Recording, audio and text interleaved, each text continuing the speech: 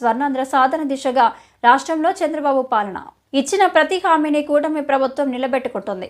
ప్రధానమంత్రి నరేంద్ర మోడీ పర్యటనలో కీలకమైన అభివృద్ధి ప్రకటన చేస్తారు. 5 రూపాయలతో పేదలకు వైసీపీ ప్రభుత్వం అన్నం పెట్టలేకపోయింది.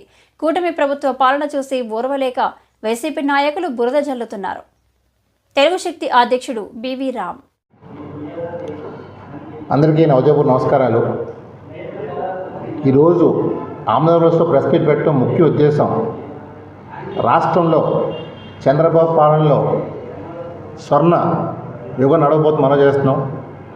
డెఫినెట్గా ప్రజలు, అన్ని వర్గాల ప్రజలు, అన్ని జిల్లాల నుంచి ప్రతి ఒక్కరు ఈ కూటమి ప్రభుత్వం పైన చాలా ఆనందంగా ఉన్నారు.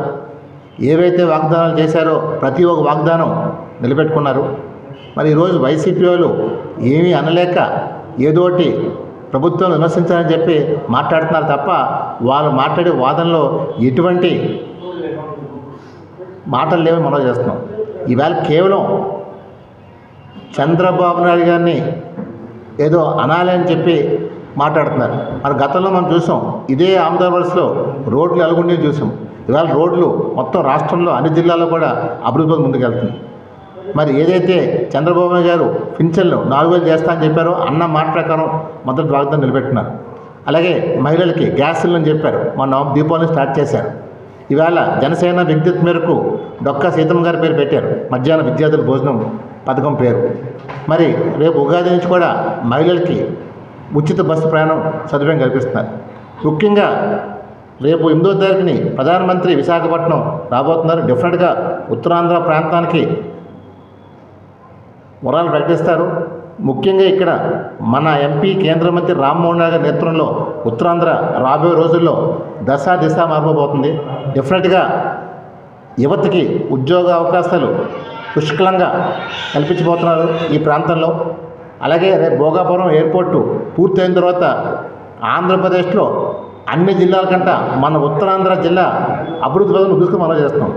మరి ఈరోజు చాలామంది మాకు ఇంకా పదవులు రాలేదనే ఒక బాధ ఉంది. డెఫినెట్గా చంద్రబాబు నాయుడు గారు పార్టీకి ఎవరైతే కష్టపడి పనిచేశారో అలాంటి వారందరికీ గుర్తించి పదవులు ఇస్తాం తజ్జు మనం చేస్తున్నాను.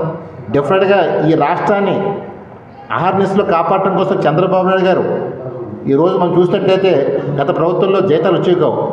మరి 1వ తారీఖు అవగానే ఉద్యోగస్తులకి జీతాలు వస్తున్నాయి. మరి యువతికి, ముఖ్యంగా యువత కోసం రేపు విశాఖపట్నంలో ప్రధానమంత్రి మీటింగ్లో డెఫినెట్గా ఇక్కడ పరిశ్రమలు తీసుకురావడానికి, అలాగే రైల్వే జోన్ శంకుస్థాపనకి అన్ని రకాలైన వరాలు కురిపించబోతున్నారు ప్రధానమంత్రి గారు. మరి ఇప్పటికైనా సరే వైసీపీ నాయకులు మీరు మాట్లాడే అబాక చౌకులు మాట్లాడడం కోరుతున్నాను. ముఖ్యంగా ప్రజల్లో ఇంకోటి ఉంది, గత ప్రభుత్వంలో మనం పూర్తిగా వేధించారు, ఇంకా వాళ్ళు ఏమి ఇటువంటి చర్యలు తీసుకుంటున్నారు. డెఫినెట్గా గత ప్రభుత్వంలో నాయకులు ఎవరైతే ఏం చేశారో ప్రజల్ని ఏడిపిస్తున్నారో అలాంటి వాళ్ళందరినీ శిక్షిస్తారు. డెఫినెట్గా ఎవరిని ఒకరు వదలరు. ఇది ప్రజాప్రభుత్వం, ప్రజాపాలన. చంద్రబాబు నాయుడు గారు ఒక పెద్ద కొడుకుగా ఈ రాష్ట్రాన్ని దిశ మార్చి ప్రతి ఒక్క కుటుంబానికి ఆనందం నింపడం కోసం ఆయన శ్రమిస్తారు తప్ప అందువల్ల గత పాలకుల్లాగా ఈయన అరాచకాలు చేయట్లేదు, ఎటువంటి తప్పులు చేసి పెట్టలేదు. నిజాయితీగా వాళ్ళు ఏవైతే తప్పులు చేశారో తప్పులు ఎండగట్టి ప్రజలు చూపించి అలా అరెస్ట్ చేసి జైలు పంపిస్తారు.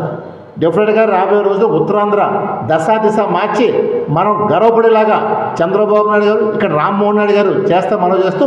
జై హింద్.